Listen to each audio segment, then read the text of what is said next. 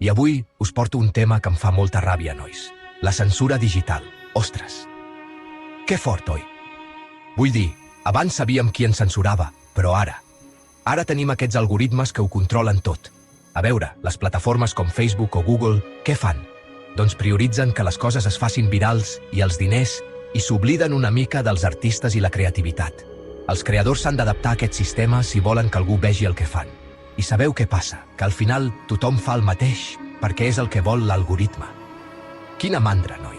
És com si tinguéssim un sensor invisible que ens diu què podem dir i què no, però sense dir-nos-ho a la cara.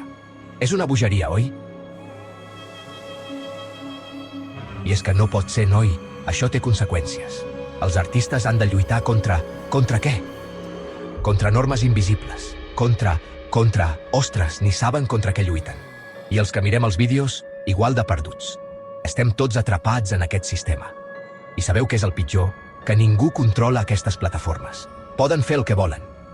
Necessitem que algú posi ordre, que els algoritmes serveixin per alguna cosa bona, no només per guanyar diners.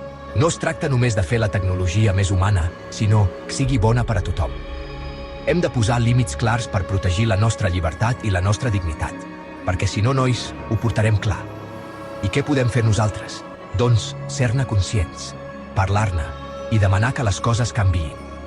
Perquè al final som nosaltres els que fem servir aquestes plataformes i tenim dret a saber com funcionen i que respectin els nostres drets. Què us sembla, oi? Una mica fort tot plegat, no?